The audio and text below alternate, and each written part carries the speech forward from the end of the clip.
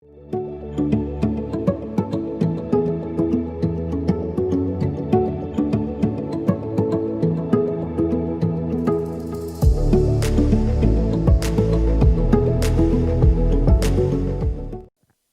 umat Tuhan, GBI Cempaka Mas dimanapun Anda berada saat ini.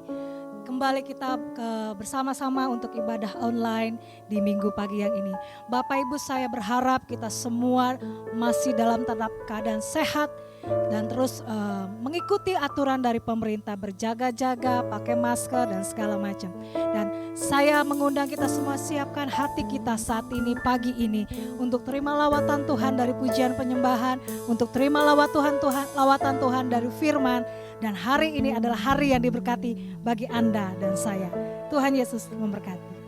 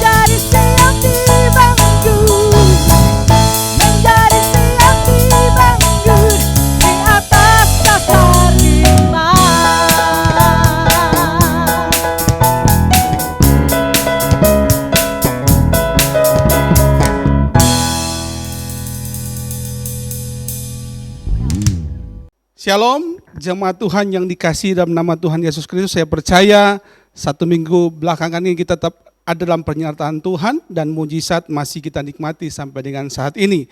Ketemu lagi dalam ibadah online GBI Cempaka Mas, dan pagi hari ini kita akan merenungkan satu bagian firman Tuhan yang terambil dari Yohanes pasalnya yang kelima. Kita akan baca mulai ayat pertama sampai dengan ayatnya yang ke-9. Sekali lagi kita akan merenungkan bagian firman Tuhan dari Yohanes pasal yang kelima ayat 1 sampai dengan 9. Demikian firman Tuhan. Sesudah itu ada hari raya orang Yahudi dan Yesus berangkat ke Yerusalem. Di Yerusalem dekat pintu gerbang domba ada sebuah kolam yang dalam bahasa Ibrani disebut Bethesda. Ada 5 serambinya, dan serambi-serambi itu berbaring sejumlah besar orang-orang sakit, orang-orang buta, orang-orang timpang, dan orang-orang lumpuh yang menantikan goncangan air kolam itu. Sebab sewaktu-waktu turun malaikat Tuhan ke kolam itu dan mengoncangkan air itu, barang siapa yang terdahulu masuk ke dalamnya, sesudah goncangan air itu menjadi sembuh apapun juga penyakitnya. Di situ ada seorang yang sudah 38 tahun lamanya sakit. Ketika Yesus melihat orang itu berbaring di situ dan karena ia tahu bahwa ia telah lama dalam keadaan itu, berkatalah ia kepadanya, "Maukah engkau sembuh?"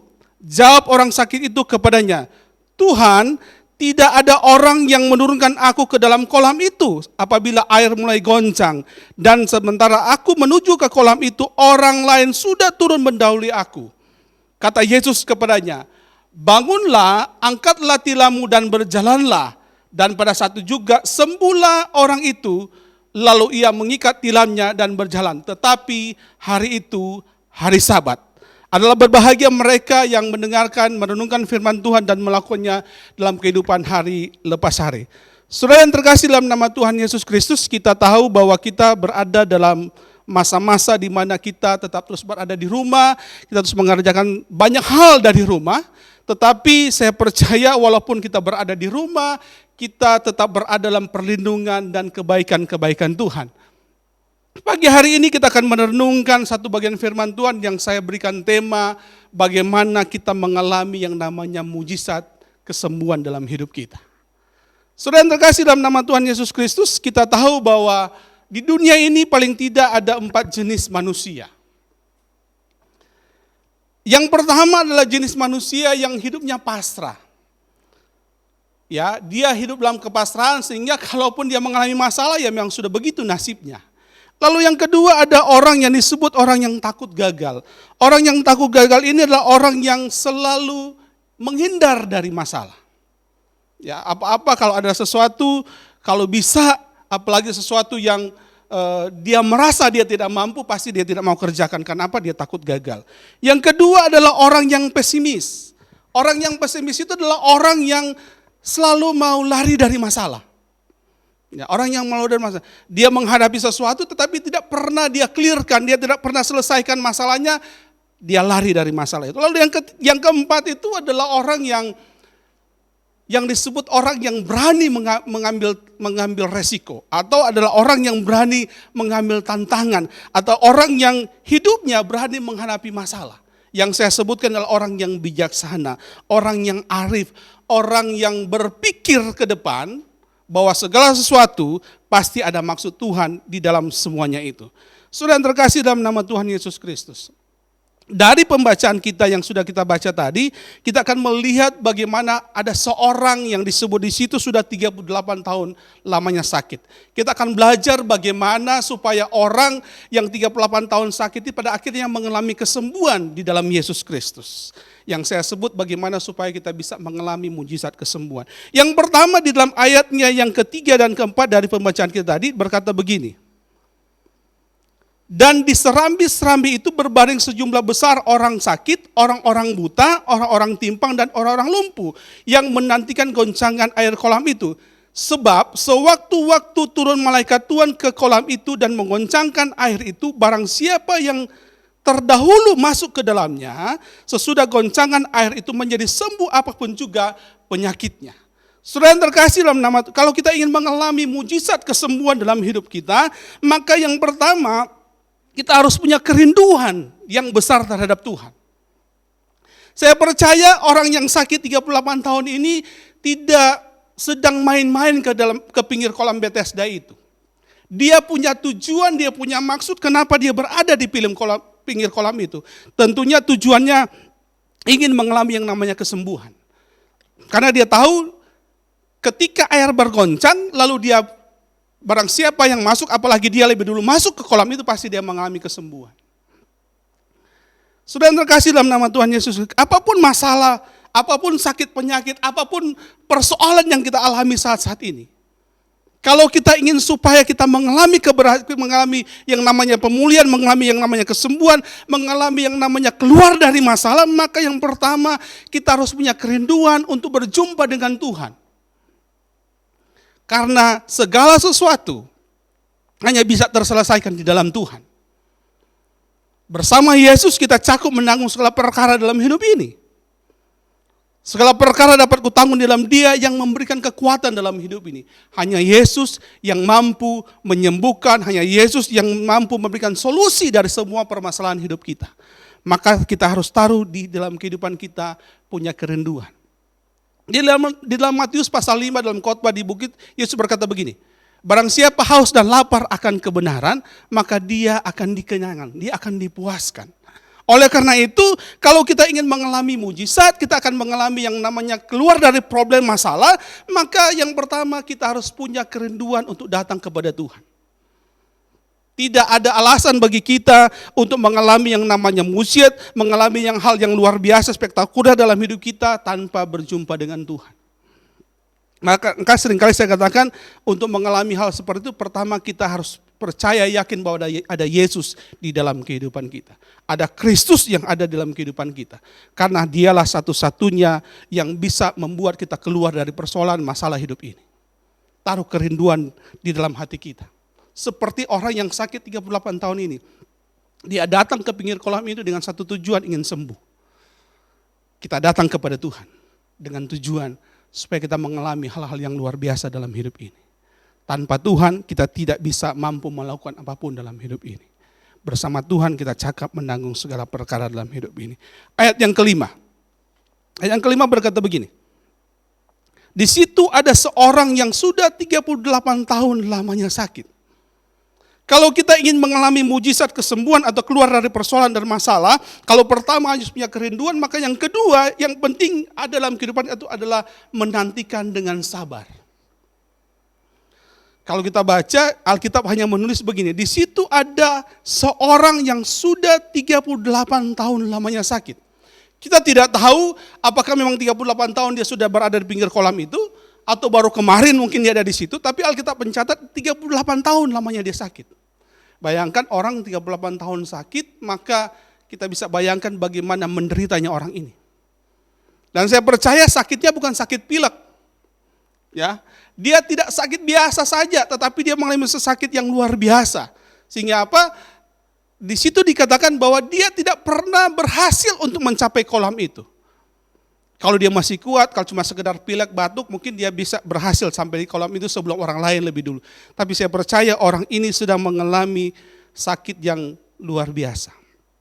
Mungkin kalau kita samakan dengan situasi saat ini, mungkin dia sedang mengalami yang namanya penyakit yang disebut COVID-19.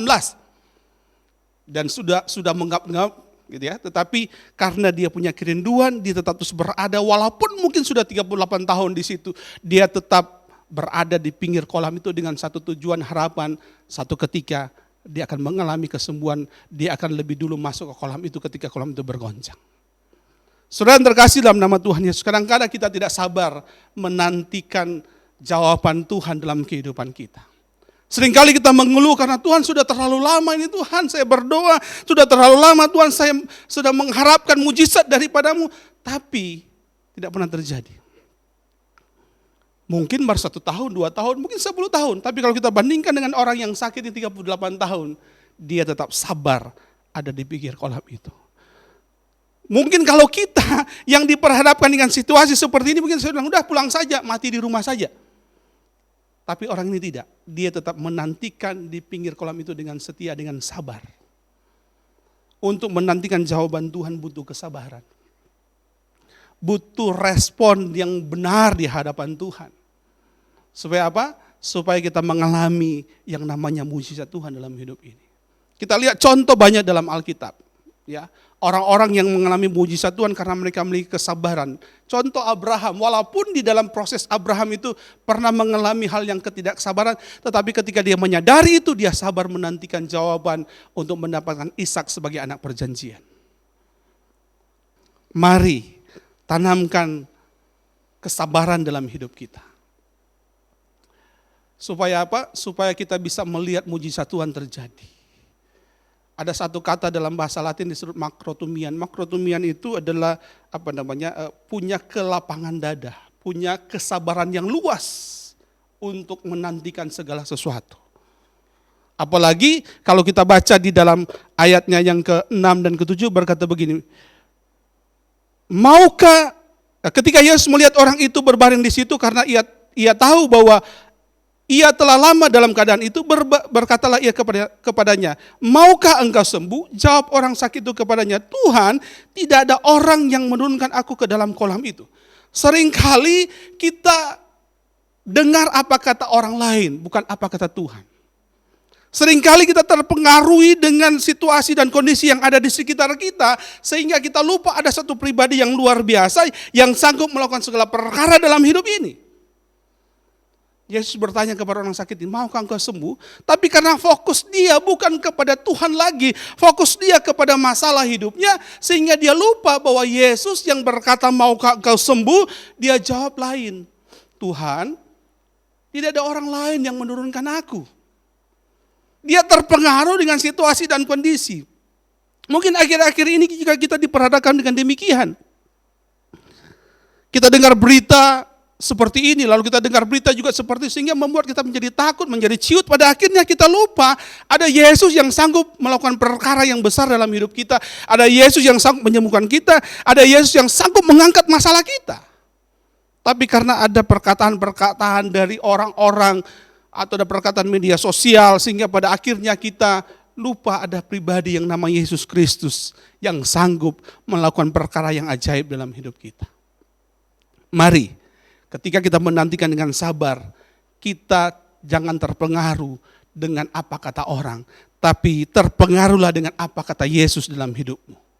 Supaya ketika Yesus berkata, maukah engkau sembuh? Yesus hanya butuh jawaban ya atau tidak. Yesus tidak mau ada alasan apapun. Maukah engkau sembuh? Ya atau tidak. Dan ketika engkau berkata ya, maka Yesus akan melakukan hal itu dalam hidupmu. Mujizat akan terjadi dalam hidupmu. Saudara terkasih dalam nama Tuhan Yesus Kristus, mari tetap sabar menantikan jawaban Tuhan.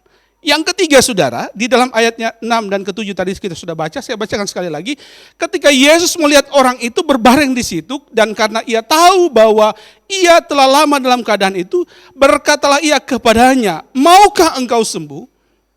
Jawab orang sakit itu kepadanya, Tuhan, tidak ada orang yang menurunkan aku ke dalam kolam itu.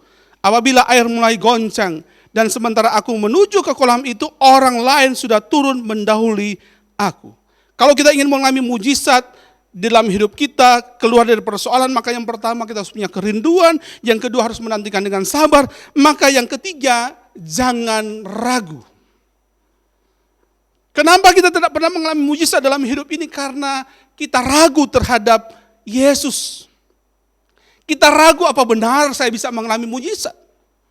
Keraguan itu yang membuat iman kita tidak bisa bertumbuh. Keraguan itu yang membuat kita tidak bisa melihat mujizat terjadi dalam hidup kita. Keraguan yang membuat kita tidak bisa melihat perkara-perkara yang besar terjadi dalam hidup kita. Ada banyak contoh saudara. Untung Abraham, tadi saya bilang Abraham cepat bertobat. Karena dia sempat ragu, apa mungkin bisa mengalami mujizat, bisa menghadirkan Ishak. Kalau lihat dari segi umur, nggak mungkin. Maria dan Yusuf juga demikian. Tetapi Maria sadar, maka dia berkata, aku ini hamba Tuhan, terjadilah padaku sesuai dengan apa yang engkau kehendaki. Ketika kita ragu terhadap apa yang mau terjadi dalam hidup kita, maka itu yang terjadi dalam kehidupan kita. Kata Yeremia, apa yang kau pikirkan itu yang terjadi. Maka mari jangan pernah ragu terhadap apa yang Tuhan mau kerjakan dalam hidup kita. Jangan pernah ragu terhadap apa yang Tuhan ingin lakukan dalam hidup kita. Yakinlah bahwa Tuhan akan memberikan jawaban tepat pada waktunya sesuai dengan apa yang kita inginkan. Karena keraguan itu membuat kita jauh dari Tuhan. Keraguan itu membuat kita tidak bisa melihat kemuliaan Tuhan dalam hidup ini. Orang yang sakit ini, mungkin kenapa dia sampai 38 tahun, karena mungkin tadi dia sudah timbul keraguan. Walaupun dia punya tujuan yang mulia, dia punya semangat, tetapi dia mulai ragu mungkin. Mungkin kita ketika berdoa 1 tahun, 2 tahun, ketika tidak ada jawaban kita mulai ragu, apa benar doa saya? Dan banyak orang berhenti. Saya seringkali ilustrasikan begini, jawaban Tuhan mungkin ada di langkah ke 1000, tapi seringkali kita berhenti di 999. Karena apa? Kita sudah ragu ya Tuhan, kayaknya enggak, bukan ini doanya, bukan ini harus saya ganti. Padahal Tuhan akan jawab di langkah ke 1000. Tuhan akan jawab mungkin doa kita di tahun ke-12, tapi kita berhenti di tahun ke-11. Seringkali itu yang membuat sehingga kita tidak bisa mengalami mujizat dalam hidup ini. Seringkali persoalan kita tidak bisa melihat bahwa persoalan kita diangkat oleh Tuhan karena ada keraguan. Apa benar apa yang selama ini saya minta kepada Tuhan? Saudara yang terkasih dalam nama Tuhan Yesus Kristus, mari kalau engkau ingin mengalami mujizat dalam hidup, jangan pernah ragu di dalam hidup ini. Taruh iman kita kepada Tuhan. Bersandar kepada Tuhan, pasti Tuhan akan mendengar. Kalau kita baca kitab Ibrani pasal yang 11 kita baca di situ, karena iman Musa begini, karena iman Abraham begini, karena iman semua karena iman. Makanya untuk menantikan mujizat memang hal yang keempat yang harus kita miliki juga dalam kehidupan kita. Di dalam ayat 8 dan 9 berkata begini. Kata Yesus kepadanya, bangunlah, angkatlah tilammu dan berjalanlah. Dan pada saat itu juga sembuhlah orang itu, lalu ia mengangkat tilamnya dan berjalan. Tetapi kita lihat ada persoalan besar di situ. Tetapi tidak mengganggu Yesus untuk melakukan mujizat, tidak mengganggu orang yang sakit 88 tahun itu untuk mengalami mujizat. Ada perkataan kalimat terakhir di situ, tetapi hari itu hari Sabat. Bagi orang Yahudi hari Sabat itu hari di mana orang tidak boleh melakukan apa-apa termasuk menyembuhkan orang. Seringkali ini problem. Ya. Seringkali ini menjadi problem dalam kehidupan kekristenan. Kita seringkali terikat dengan tradisi, kita terikat dengan adat istiadat sehingga kita tidak bisa melihat mujizat Tuhan yang terjadi dalam kehidupan kita. Padahal Tuhan mau melakukan mujizat dalam hidup kita. Tapi kita lihat Yesus tidak dibatasi dengan adat istiadat, Yesus tidak dibatasi oleh tradisi-tradisi, tapi Yesus menembus semuanya itu. Walaupun hari Sabat Yesus mendemonstrasikan kuasa Tuhan, kuasanya di hadapan orang yang sakit 38 tahun ini dengan berkata, angkatlah tilammu dan berjalanlah. Sebenarnya orang Israel ketika kita baca terus mereka mencemoohkan, kok Tuhan, katanya Tuhan, tapi kok kenapa melakukan kesembuhan di hari Sabat? Apalagi ada perintah, angkatlah tilammu, ini bekerja. Tapi Yesus gak mau pusing dengan itu. Mujizat Tuhan itu tidak terikat kepada tradisi, tidak terikat kepada adat istiadat. Mujizat Yesus itu terjadi atas maunya Tuhan sendiri. Dan respon dari kita. Bayangkan kalau ketika Tuhan berkata begini, angkatlah tilammu dan berjalanlah, tapi orang ini tidak mau, tetap berkata begini, Tuhan, tidak ada orang yang menurunkan aku ke kolam itu. Dia tetap terpengaruh dengan cara-cara bagaimana mengalami kesembuhan di kolam Bethesda itu. Maka saya percaya orang ini tidak akan mengalami mujizat. Tapi kita lihat, ketika dia sadar bahwa yang pribadi yang ada di hadapannya adalah Yesus, maka ketika Yesus berkata, angkatlah tilammu dan berjalanlah, orang itu melakukan itu. Dan dia mengalami yang namanya mujizat. Oleh karena itu, kalau kita ingin mengalami mujizat Tuhan, maka yang keempat ini kita harus terima dengan iman. Kita harus memperbesar kapasitas iman kita supaya kita bisa melihat hal yang besar di hadapan kita. Teristimewa kehadiran Yesus dalam kehidupan kita, saudara. Karena Yesus jawaban satu-satunya. Dan untuk melihat itu semua hanya dengan iman kita bisa melihat itu. Roma pasal 1, 16, 17 dikatakan iman itu sesuatu yang luar biasa ketika kita percaya kepada Yesus, dikatakan begitu, dengan iman ya kita bisa melihat perkara yang besar Yesus lakukan dalam hidup kita.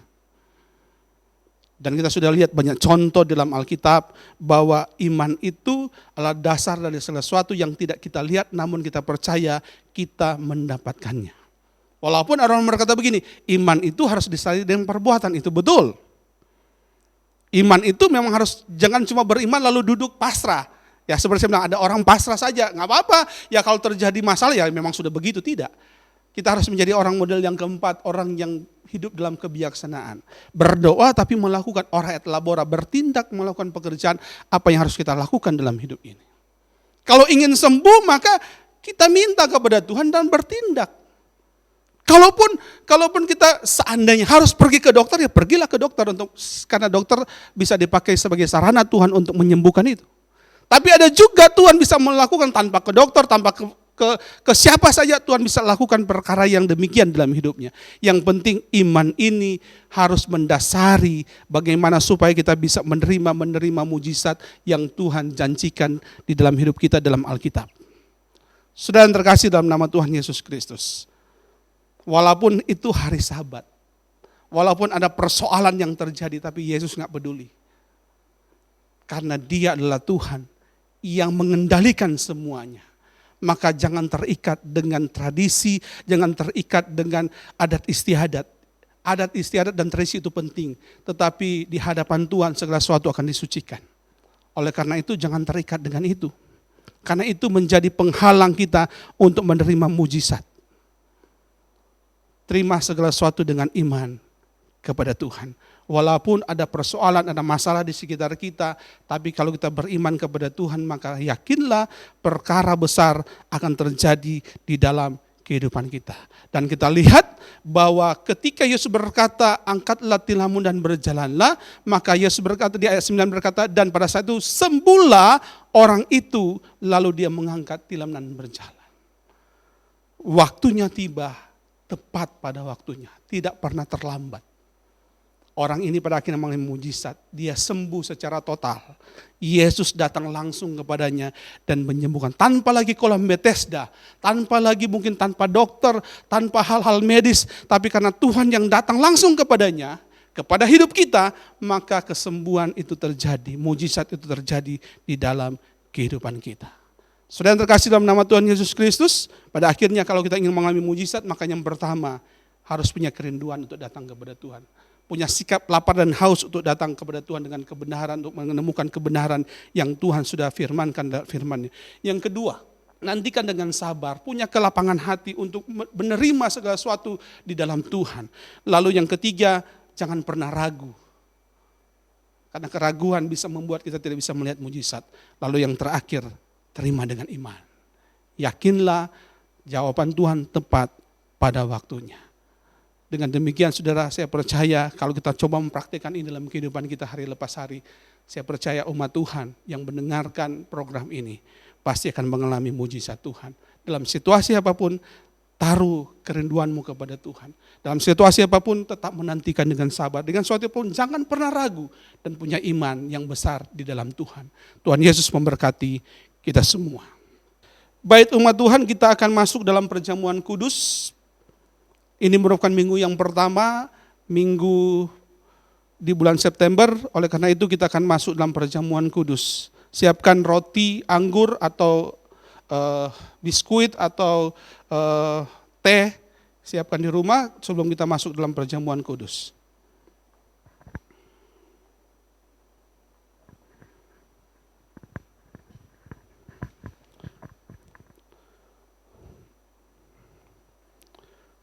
Umat Tuhan, sebab apa yang telah kuteruskan kepadamu, telah aku terima dari Tuhan, yaitu bahwa Tuhan Yesus pada malam waktu Ia diserahkan mengambil roti, mari kita angkat roti tinggi-tinggi di tangan kanan kita. Dan sesudah itu Ia mengucap syukur atasnya, Ia memecah-mecahkannya dan berkata, inilah tubuhku yang kuserahkan bagi kamu, perbuatlah ini menjadi peringatan akan aku. Bukankah roti yang kita pecah-pecahkan adalah persekutuan kita dengan tubuh Kristus? Mari kita makan dalam nama Tuhan Yesus Kristus.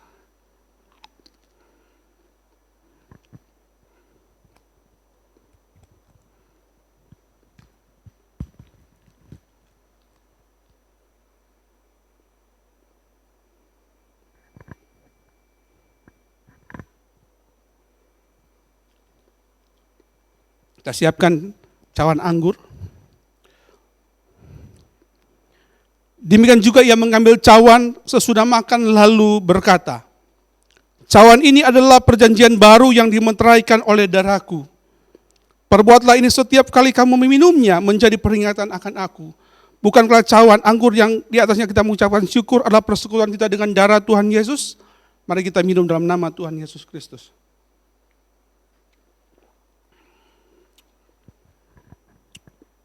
Mari kita mengucap syukur kepada Tuhan masing-masing atas berkat Tuhan, atas kebaikan Tuhan, atas tubuh dan darah Yesus yang boleh kita nikmati untuk bersekutu bersama-sama dengan Tuhan pada pagi hari ini.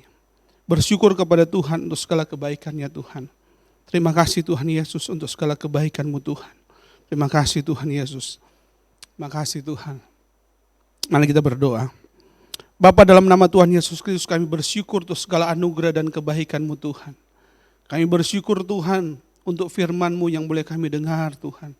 Untuk persekutuan dengan tubuh dan darah-Mu Tuhan pagi hari ini Tuhan. Kami bersyukur Tuhan kami terus berada dalam kebaikan-kebaikan Tuhan. Kami bersyukur kami berada dalam anugerah dan kebaikan Tuhan. Ajar kami Tuhan, umat-Mu Tuhan. Biarlah dalam hidup ini Tuhan kami menaruh pengharapan besar dalam Engkau Tuhan. Mungkin kami dalam situasi dan kondisi yang ada yang sakit, ada dalam persoalan masalah Tuhan. Mungkin kami ada yang di PHK Tuhan. Mungkin kami berada di dalam situasi yang terjepit Tuhan. Pagi hari Tuhan kami berdoa Tuhan. Bila Tuhan Engkau mengangkat tangan-Mu menurunkan atas setiap kami Tuhan. Yang menyaksikan program ini Tuhan. Kami berdoa dalam nama Yesus Tuhan. Engkau jamah, Kau sembuhkan yang sakit Tuhan. Engkau pulihkan mereka Tuhan yang mengalami duka cita dalam hidup mereka Tuhan. Engkau mengangkat masalah mereka Tuhan. Terima kasih Bapak, kami tahu Tuhan, di dalam Engkau kami cakap menanggung segala perkara dalam hidup ini Tuhan. Berdoa Tuhan, bila setiap umat Tuhan yang menyaksikan program ini Tuhan, mereka mengalami yang namanya mujizat Tuhan. Taruh di hati kami Tuhan, tujuan yang jelas di dalam Engkau Tuhan. Kami tidak pernah ragu dalam hidup kami Tuhan. Kami Tuhan menaruh iman kami kepadamu Tuhan, sehingga kami boleh melihat mujizat demi mujizat terjadi dalam hidup kami Tuhan Yesus Kristus. Terima kasih Bapak, terima kasih Tuhan. Kami menyerahkan hidup kami Tuhan. Kami percaya Tuhan, kami akan hidup dalam Engkau Tuhan. Kami percaya Tuhan bersama dengan kami cakap menanggung segala perkara dalam hidup ini Tuhan. Terima kasih Tuhan Yesus, terpuji nama-Mu. Dalam nama Tuhan Yesus Kristus kami berdoa dan mengucap syukur. Haleluya. Amin. Kita akan mengakhiri ibadah kita pagi hari ini. Oleh karena itu, saudara yang terkasih dalam nama Tuhan Yesus Kristus, arahkanlah hatimu kepada Kristus, angkatlah kedua tanganmu dan terimalah berkat Tuhan. Bila kasih, sukacita, damai sejahtera yang melimpah-limpah dari Bapa di surga, cinta, kasih sayang Tuhan kita Yesus Kristus, penyertaan Kuasa Roh Kudus menyertai kita mulai pagi hari ini sampai Tuhan menjemput kita kali yang kedua, bahkan sampai selama-lamanya. Kita semua yang diberkati Tuhan, kita katakan amin. Tuhan Yesus memberkati. Selamat hari Minggu. Happy Sunday semuanya. Banyak orang bertanya-tanya, apakah pandemi yang kita hadapi adalah tanda kedatangan Tuhan Yesus yang kedua kali? Sebelum kita menjawab pertanyaan tersebut, kita harus mengerti bahwa kedatangan Tuhan Yesus dapat dibagi menjadi dua tahapan. Tahapan pertama adalah pengangkatan gereja atau yang sering kita sebut dengan rapture. Pada tahapan ini, Tuhan Yesus akan datang di awan-awan dan menjemput kita untuk bersama-sama dengan Dia. Tahapan kedua adalah penampakan Kristus. Pada tahapan ini, Tuhan Yesus beserta orang-orang kudusnya akan mengalahkan antikristus di dalam perang Harmagedon, lalu mendirikan kerajaan 1000 tahun damai. Kita mempercayai bahwa pengangkatan gereja terjadi sebelum masa aniaya atau masa antikristus. Sehingga pertanyaannya adalah, apakah pandemi seperti COVID-19 saat ini dapat dikatakan sebagai tanda bahwa pengangkatan gereja atau rapture sudah dekat? Dalam Matius 24 ayat 4-12, Tuhan Yesus memberitahu murid-muridnya mengenai tanda-tanda yang akan terjadi menjelang kedatangannya yang kedua kali, yaitu yang pertama, goncangan-goncangan terhadap orang percaya. Yang kedua, goncangan-goncangan terhadap semua orang di bumi. Dan yang terakhir, pemberitaan Injil di seluruh dunia. Nah, yang perlu kita perhatikan adalah pada Lukas 21 ayat yang ke-11, Tuhan Yesus memberikan tanda-tanda yang dapat dirasakan oleh semua orang. Dan akan terjadi gempa bumi yang dahsyat. Di berbagai tempat akan ada penyakit sampar dan kelaparan, dan akan terjadi juga tanda-tanda yang mengejutkan dan tanda-tanda yang dahsyat dari langit. Tanda-tanda yang Tuhan ungkapkan adalah kejadian yang harus terjadi, karena itu adalah bagian dari rencananya. Dan tanda-tanda ini akan terjadi berulang-ulang di dalam sejarah manusia sebelum kedatangan Tuhan Yesus. Kita telah melihat banyak goncangan terjadi terhadap orang percaya. Banyak orang Kristen dianiaya karena percaya kepada Tuhan Yesus. Goncangan-goncangan juga terjadi kepada semua orang di bumi, seperti bencana alam, krisis ekonomi, bahkan merebaknya sakit penyakit. Efek dari goncangan-goncangan ini adalah meluasnya pemberitaan Injil, karena orang semakin mencari Tuhan di tengah penderitaan. Dan goncangan juga mendorong kita untuk segera melakukan apa yang Tuhan perintahkan, khususnya amanat agung. Dari pengertian ini, dapat kita simpulkan bahwa pandemi dapat dikatakan sebagai bagian dari tanda-tanda kedatangan Tuhan Yesus yang kedua kali. Saudara, yang perlu diingat adalah kita tidak dapat mengatakan bahwa setelah pandemi ini Tuhan Yesus pasti akan langsung datang. Tetapi, kita juga tidak bisa berkata bahwa sesudah pandemi ini Tuhan Yesus pasti tidak akan datang. Karena Tuhan Yesus jelas mengajar bahwa orang percaya tidak dapat menghitung atau menduga kapan waktu kedatangannya. Tidak ada yang tahu. Tetapi kita diminta untuk mempersiapkan diri menyambut kedatangannya. Mengenai kedatangan Tuhan Yesus yang kedua kali yang sudah amat dekat juga sudah disampaikan Roh Kudus sejak 2009 kepada Pastor Niko Nyotora Harjo. Roh Kudus menunjukkan dalam Yoel 2 ayat 28-32 bahwa akan terjadi pencurahan Roh Kudus juga goncangan-goncangan yang luar biasa. Akan tetapi melalui hal tersebut akan ada banyak orang berseru kepada Tuhan dan diselamatkan. Tahun 2013, Tuhan memberikan pernyataan melalui Pastor Niko bahwa yang dimaksud dengan pencurahan Roh Kudus adalah Pentakosta yang ketiga. Sejak saat itu, Pentakosta ketiga aktif disebarkan di mana-mana. Pastor Russell Evans dari Planet Shakers Church, Australia mendapat penglihatan bahwa Roh Kudus sedang dicurahkan di Indonesia. Ada kebangkitan jutaan anak-anak muda yang penuh Roh Kudus, yang cinta mati-matian akan Tuhan dan akan melayani dengan cara yang belum pernah dilihat sebelumnya. Ini adalah jawaban doa bagaimana Pentakosta ketiga akan terjadi khususnya di Indonesia. Pentakosta ketiga juga diteguhkan oleh banyak hamba Tuhan baik dalam dan luar negeri di Empower 21. Yaitu bahwa kegerakan ini akan lebih besar daripada pencurahan Roh Kudus di Azusa Street. Roh Kudus memberi pengertian bahwa Pentakosta ketiga akan menuntaskan amanat agung dan setelah itu Tuhan Yesus akan datang kembali. Kita percaya bahwa ini pasti terjadi. Kita dapat mengambil kesimpulan bahwa pandemi yang sedang terjadi hari-hari ini adalah bagian dari tanda-tanda penggenapan Pentakosta ketiga, di mana pencurahan Roh Kudus dan goncangan yang terjadi akan mengakibatkan banyak orang berseru kepada Tuhan dan diselamatkan. Artinya, amanat agung Tuhan sedang digenapi. So, setelah kita mengetahui hal tersebut, apakah yang harus kita lakukan untuk menyambut kedatangannya? Ada 4 hal, yaitu yang pertama, hidup berjaga-jaga, artinya hidup kudus di hadapan Tuhan dan di hadapan manusia. Yang kedua, hidup siap sedia, artinya siap menyambut kedatangan Tuhan Yesus kapan saja. Yang ketiga, hidup setia, melakukan perintah Tuhan, artinya melakukan amanat agung Tuhan Yesus dengan Pentakosta yang ketiga. Dan yang terakhir, hidup intim dengan Tuhan, artinya banyak membaca, merenungkan, melakukan firman Tuhan, banyak memuji, menyembah Tuhan, dan banyak berdoa berbahasa roh. Saudara, walaupun pandemi COVID-19 mempunyai dampak negatif bagi dunia, tetapi jangan lupa, bagi kita yang percaya kepada Tuhan Yesus, pandemi ini adalah bagian dari tanda-tanda kedatangan Tuhan Yesus untuk menjemput kita, gerejanya. Mari persiapkan diri kita dan senantiasa menanti-nantikan kedatangannya. Haleluya! Tuhan Yesus memberkati.